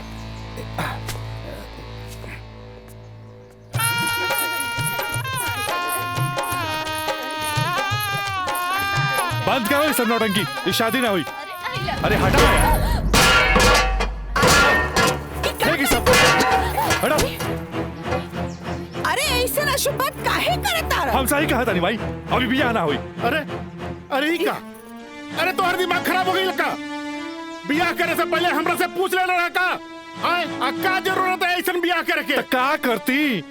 वैसे ना मानत रहे हम कानून से बच्चे के खातिर बियाह के नौटंकी कर देनी। तो जाके ओकरा बुला करके घर लिया बा। अरे बाबूजी, अगर ऐसा ला के खड़ा कहीं नू तो ऐसा कितना पतों से तारी घर भर जाई बुझाइल। तो फिर का करबा तू? अब हम देखे हमरा का करे के बा। बहुत हो गई, बहुत हो गई। हटा सब। देखा देख रहा ना तू? एकर दिमाग चल गई बा।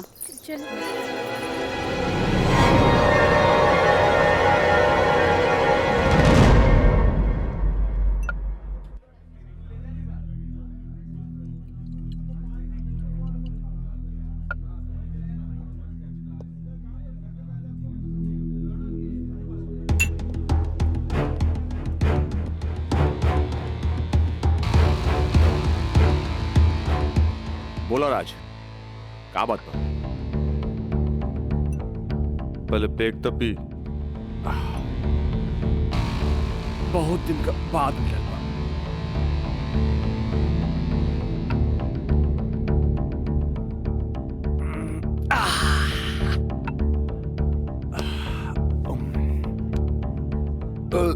अब बतावा का बात बा? मयंक,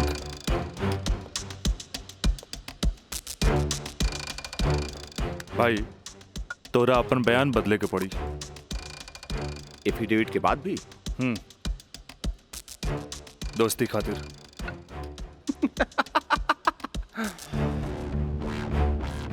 अब बयान देवे का कीमत काजल 50 लाख लगल गया। बयान बदले के बाद बयान बदले का कीमत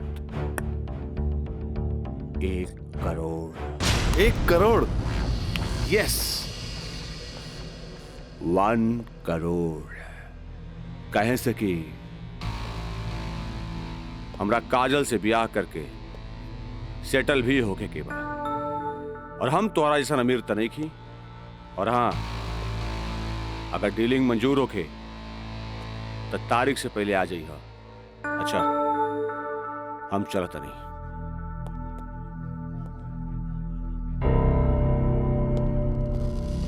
हमार बिल्ली हमरे से म्याऊं।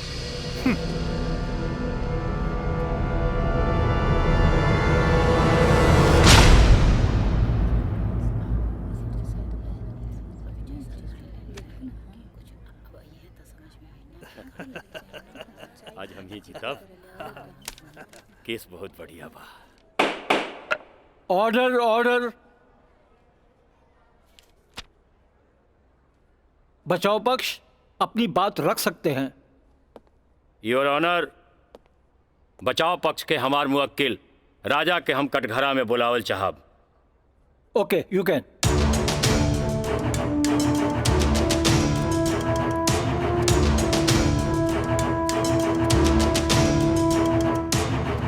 हम गीता पे हाथ रख के कसम खाता नहीं, जे भी कहब सच कहब, सच के सिवा कुछ न कहब। हाँ तो मिस्टर राजा, आप अपन बचाव में का कहल चाहते नहीं? जज साहब, हम ये बात माना तानी कि हम और ये काजल कॉलेज के दिन से एक दूसरे के चाहता नहीं। अपना अपना मर्जी से हम दोनों भाग के शादी भी मंदिर में कर लेनी। होटल के बिल और ही शादी के खर्चा कुछ ज्यादा हो गए रहे, यही से हमरा घर वापस आए के पड़ल। पर जज साहब, हमार इरादा बिल्कुल नेक रहे। हम सोचनी कि हम घर वापस आके अपना पिताजी से कुछ पैसा भी ले लहब और उनका के शादी के बारे में कुछ सच्चाई भी बता दे। जज साहब, हम बिल्कुल निश्चिंत रहे कि काजल के देख रेख ला वहां हमार जिगरी दोस्त मयंक तो बढ़ले बा। पर जज साहब, जब हम वापस लौट के गई था वहां के नजारा देख के तो हमार होशे उड़ गई। जज साहब, हमार नई नवेली दुल्हन काजल हमारा जिगरी दोस्त मयंक के बहिया में गलबहिया खेलत रहे। I object milord. ई सरासर झूठ बोलत जा रहलन ह। Objection overruled. मिस्टर राज, आप अपना बयान जारी रखिए। जज साहब, तब खटाक से हमारा दिमाग में एक बात याद आ गई कि कॉलेज के दिन में हमार जिगरी दोस्त मयंक हमरा से बोले रहे कि वो काजल के पसंद करेला और काजल भी ओकरा के पसंद करेली। पर जज साहब, हम सीधा साधा आदमी हो मेरा तेकरा देवर और भाभी के मजाक के रिश्ता समझ लेनी। लेकिन जज साहब, ई सरासर झूठ बोलने जा रहल बारन। I object milord. हमार दरख्वास्त बा वकील साहिबा से कि इनका जे कुछ भी कहे के बा बुलैला पे कटघरे में आके कही है।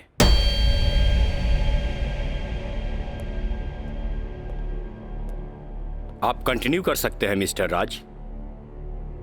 जज साहब, कोई भी आदमी अपना बीवी के केहू दूसरा के बहिया में देखी तो ओकरा मन मस्तिष्क पर का गुजरी, ये आप अच्छे से समझ सकीले जज साहब। मिलॉर्ड, ई सरासर झूठ के पुलिंदा आपके सामने रखल जा रहल बा। कोर्ट के गुमराह करे की कोशिश कई जा रहल बा। तया पानी ना कोर्ट के सही रास्ता दिखावे वाली। अरे घबराई ना, जल्दी ही रहुओ के बयान देवे के समय मिली।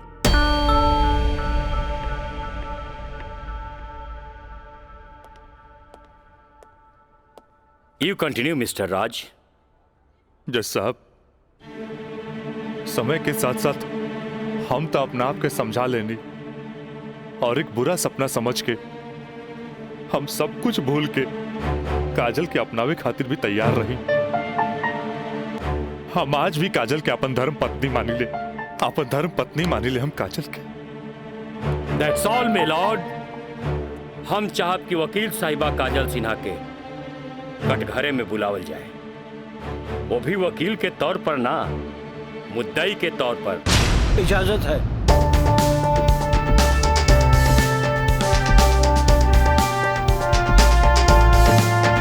जाइए, आप बैठिए।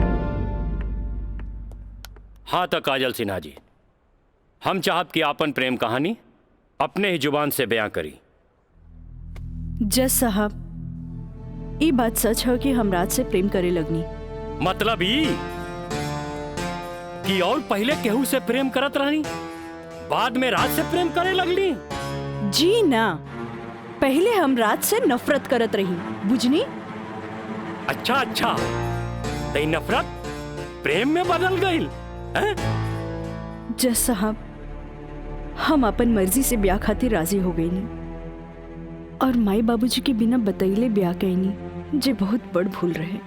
ब्याह कहनी? तो सुहाग रात तो मनैले होई बुना। आई बताई मर्जी से कि बिना मर्जी से मनैले रहलू? वकील साहब, दुनिया की हर लड़की जब अपन मर्जी से बिहाईली तो उ सुहागरात भी अपन मर्जी से ही मनावेली। ना,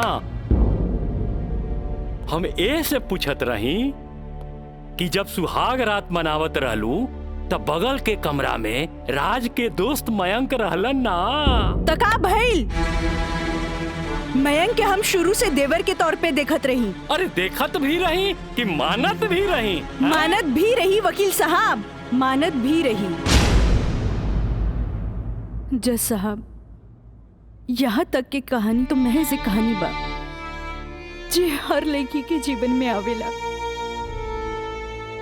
बाकी सेक्शन 420 तो यहाँ से शुरू हो गई कि एगो पति विश्वास में लेके अपन पत्नी के देवर के संगे छोड़ के चल जाला और उहे देवर अपन भाभी के इज्जत के तार तार करे में हर मुमकिन कोशिश लगा देला।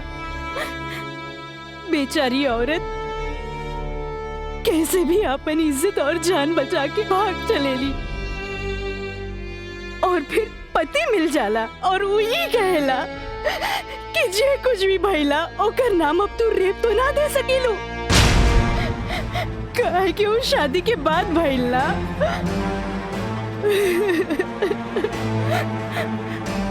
और रहल बात शादी के, तो तू सो कॉल देवर से कर सकेलू,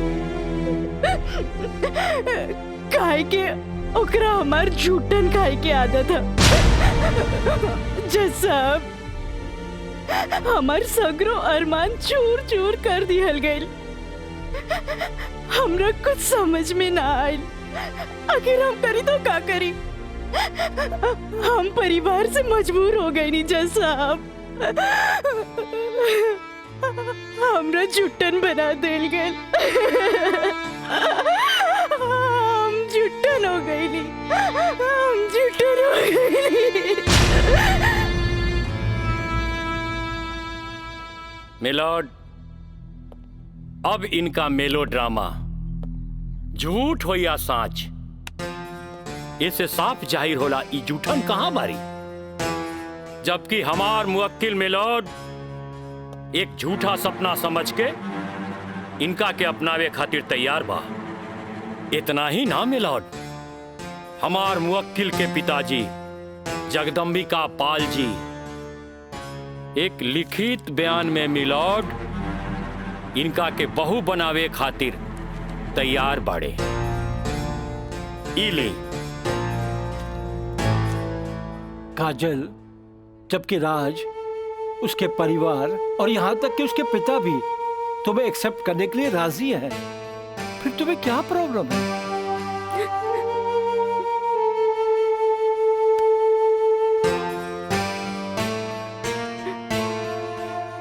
तुम बोलती क्यों नहीं हो? कुछ तो बोलो। मिलॉर्ड, वहाँ मर जान के खतरा है।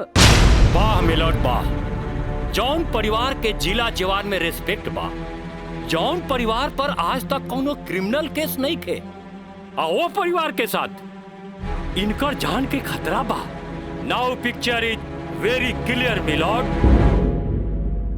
जज साहब, हम वकील साहब से ई पूछे के चाहतनी, जब इनकर मुवक्किल और उनकर पूरा परिवार वो लड़की के एक्सेप्ट करे के रेडी बा, तब उनकर घर में दूसर शादी की तैयारी काहे चलत रहे? हमरा त लागता कि ई लोग कानून के अंधा समझ के ओके बेवकूफ बनावे चलल बा। आज के लिए कोर्ट मुअत्तल की जाती है। The court is adjourned for further dates.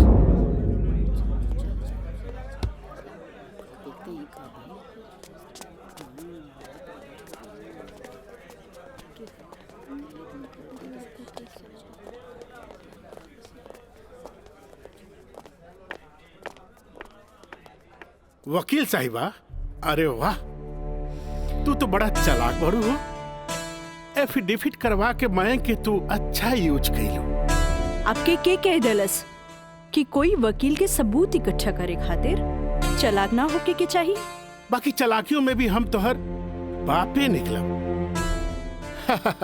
और अगला डेट में दूध में ऐसा पानी मिलाई देखते रह जाओ। चलो बाबूजी। देखो काजल जी, कल कोर्ट में उनके वकील ने जो बहस की, ये एक केस है 99 दिल्ली का। तुम्हारे केस से बहुत कुछ मिलता जुलता है। जी सर। और इसमें उसके पक्ष में फैसला हुआ था। मैं इसको अंडरलाइन कर दे रहा हूँ। ओके। हाँ। तो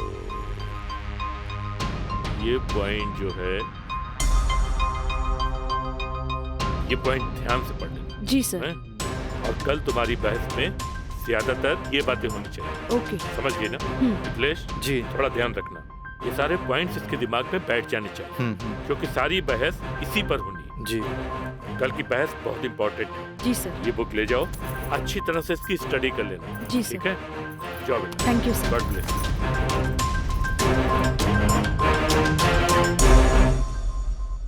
आँख कहेली कि एक नया इंसान देख ले, लेकिन दिल कहेला कि ना।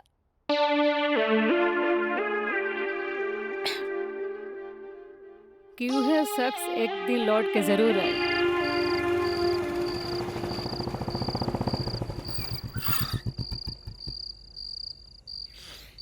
जफाओ ने मारा, वफाओ ने मारा। निराली, अरे निराली, मुझे तेरी अदाओं ने मारा।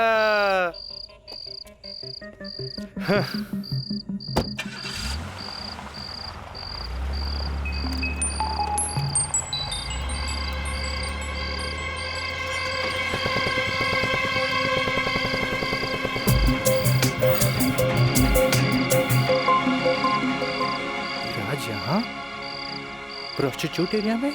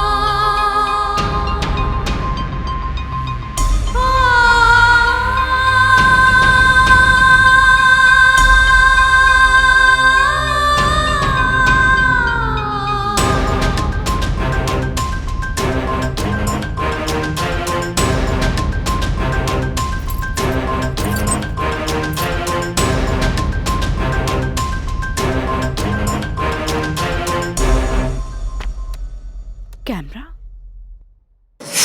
अब जाए भी और जल्दी आई। ठीक बात।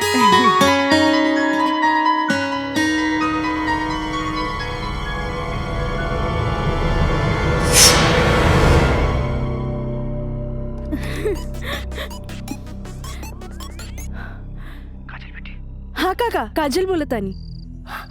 काजल बिटिया, काम हो गई। काम हो गई काका? जल्दी से 3 कोनवा पर आ जा। ठीक है काका, आवतानी।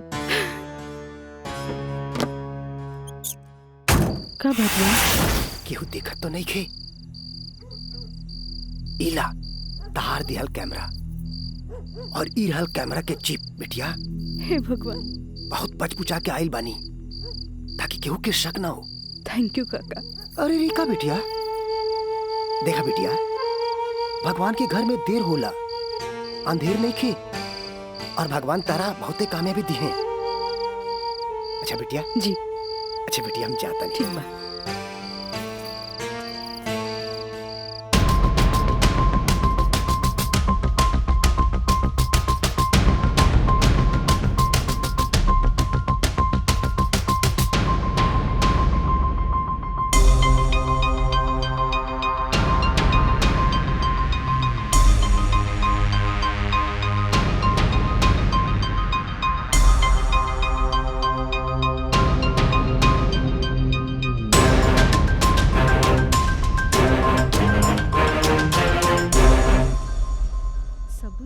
दे देनी हाँ। बाकी सर आ गए ले।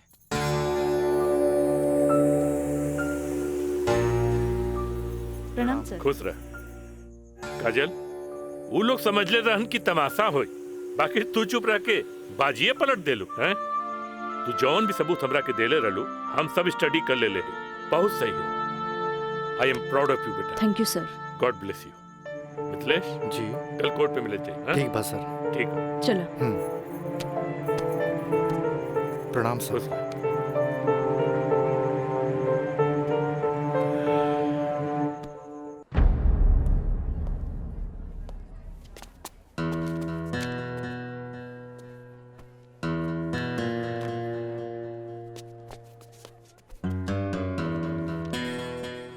अदालत की कार्रवाई शुरू की जाए। जा बेटा।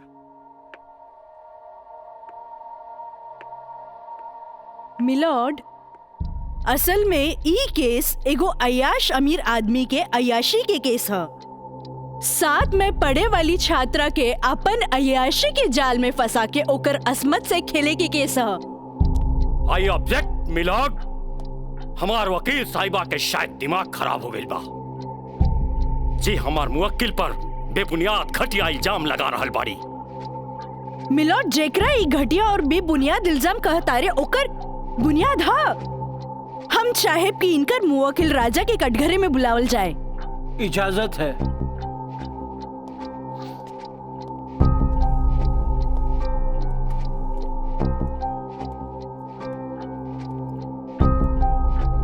जज साहब, ई उहे आदमी है जे लड़की के चाय के कुर्बा समझेला, जेके पिया और फेंक द। इनकर अयाशी के सबूत के तौर पर हम अपन एगो गवाह पेश करे के चाहतानी। इजाजत है। Thank you.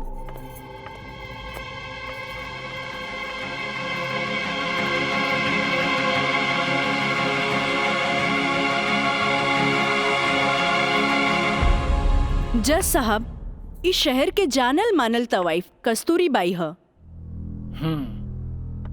हाँ तो कस्तूरी बाई, ई जे सामने कटघरा में खड़ा बाड़न, का आप इनकरा के पहचाने ली?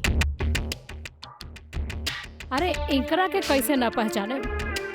ई तो हमार पुराना ग्राहक राजा हवन। Good, thank you. अब जा सकेनी। हाँ तो जज साहब। I object milord. हमार वकील साहिबा हमार पर्सनल क्लाइंट के केस के रुख के बदलल चाहता रही। आखिर केस के ई बात से का वास्ता? वास्ता हाँ जज साहब, वास्ता हाँ। जॉन परिवार के रिस्पेक्ट के गुणगान हमार वकील साहब करत आ रहल बारन, वो परिवार के एक लौता बेटा के चरित्र से वास्ता कैसे ना रही? बताइए जज साहब। अब हम अपन अगला गवाह राजा के कॉलेज के प्रिंसिपल एनके गॉड के पेश करे के चाहतन। इजाजत है। Thank you. प्रिंसिपल श्री एनके गौड़ हाजिर हो।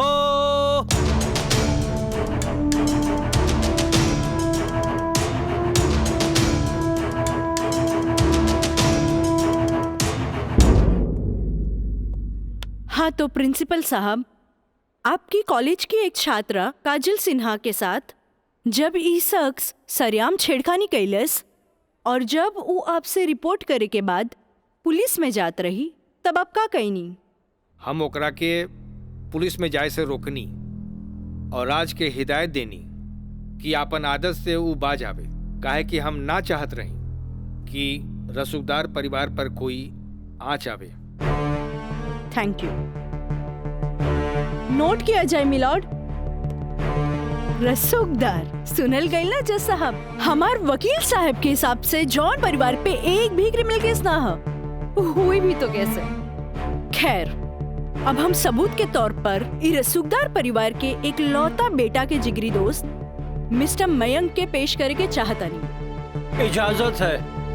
गवाह मयंक हाजिर हो।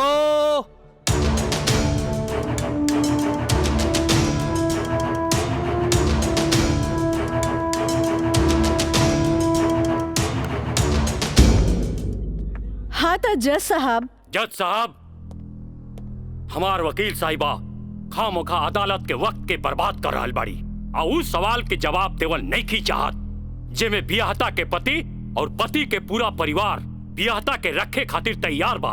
तही बात में कौन जान के खतरा बा? बियाहता ई शख्स उहे आदमी बाड़न जेकर मदद से शादी जैसन पवित्र बंधन के आड़ में कानून के धोखा देवे के साजिश रचल गई, जेकर रचयिता बाड़े मिस्टर राजा और साथ देवे वाला बाड़े मिस्टर मयंक। हाँ तो मिस्टर मयंक, तू अपन जुबान से ही उस सो कॉल्ड शादी के आंखों देखा हाल बतावा। वैसे मिलॉर्ड, सबूत के तौर पर हम अदालत में एगो वीडियो क्लिप पेश करे के चाहतन। Thank you sir. Objection milord, यहाँ कोनो टीवी शो नहीं खे। अखामोखा वकील साहिबा हमनी के और अदालत के वक्त के बर्बाद कर रहल बाड़ी।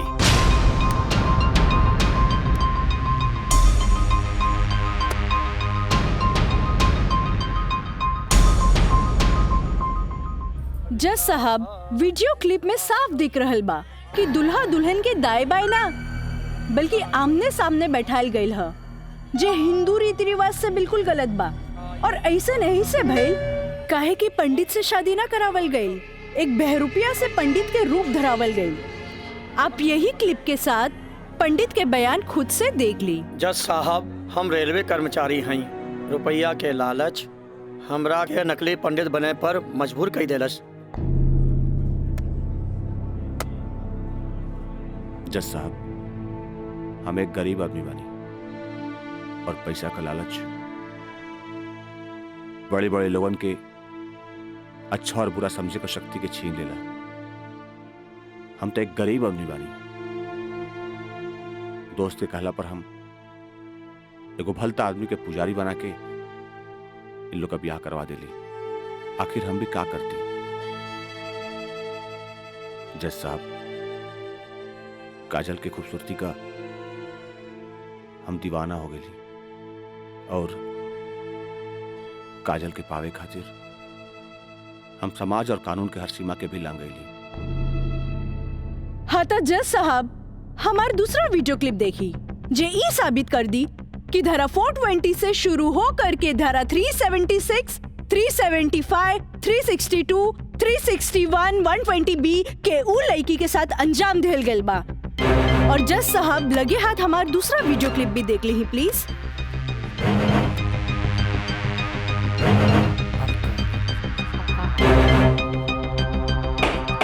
Order order. अरे हटाओ, हटाओ, हटाओ। हम सही कहा था नहीं भाई, अभी बियाह ना हुई। तोहरा के बियाह करे के कौन कहले रहे? तो का करती? वैसे ना मानत रहे तो हम कानून से बचे के खातिर बियाह के नौटंकी कर देनी। जाके ओकरा बुला के घर लिया। अरे बाबूजी, अगर ऐसे ला के खड़ा गई नू तो ऐसा नहीं कितना पतों से तारी घर बढ़ जाई बुझाई।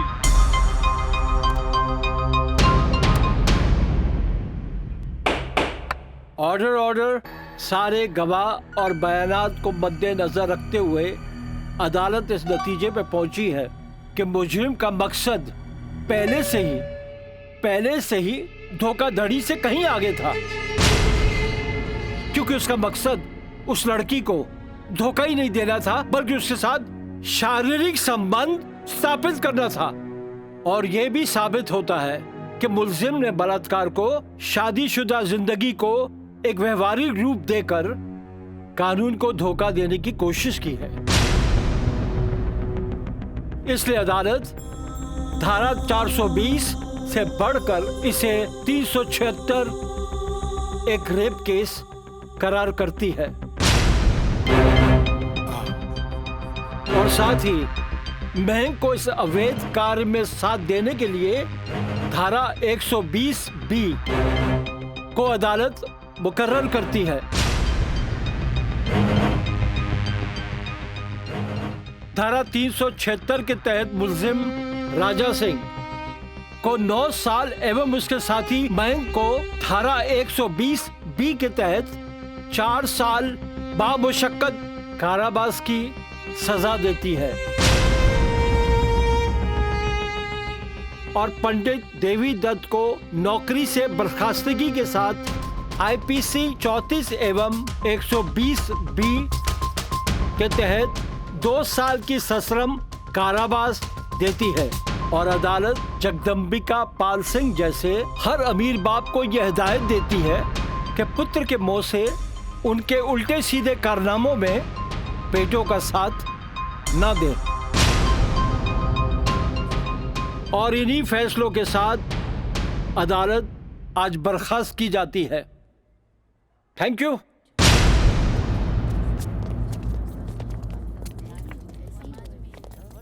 सर,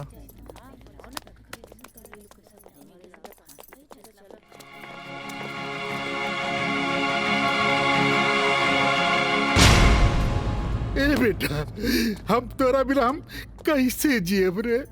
ए बाबूजी, बाबूजी हम आज बात जान गए नहीं कि झूठ कितना भी ताकतवर क्यों ना होके सच के आगे हमेशा छोट पड़ जाला। एक औरत अगर अपना आदमी के बना सकेली तो वह औरत अपना आदमी के बर्बाद भी कर सकेली। बाबूजी हम कबो औरत जात की इज्जत ना कईनी, उनका के अपना पाव के जूती समझनी, पर हम भूल गए रहनी की जन धन दौलत पे हम इतना घमंड करे ले। बाबूजी वो तो एगो लक्ष्मी के रूप है।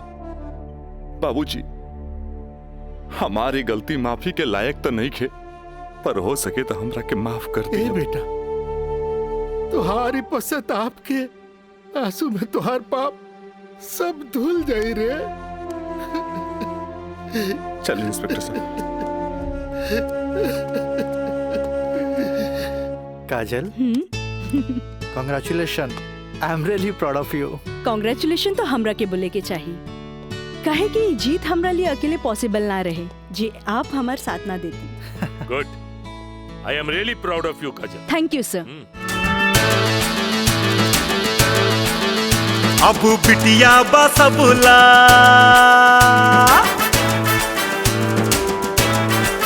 हो, अब बिटिया बसबुला अबला ना बोझ रे।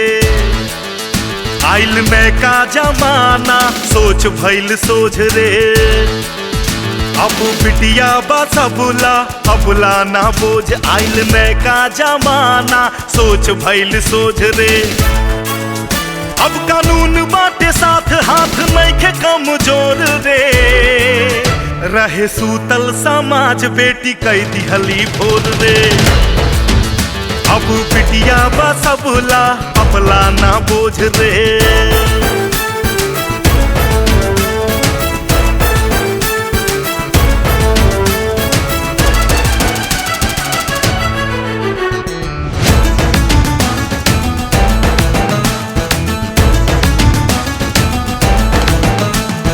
मान अभिमान बा बेटी गुमान बा, जिंदगी के जंग में ही बेटवा समान बा। मान अभिमान बा बेटी गुमान बा, जिंदगी के जंग में ही बेटवा समान बा। बिटिया के तरकस में हिम्मत के बान बा, बाबूजी के बाछी ता छुअत आसमान बा। कायल बा दुनिया बा बुनिया के ओझ के, इता बड़बड़ करना मानू करा ताटे रोज रे। अब बिटिया बसबुला अबला ना बोझ रे।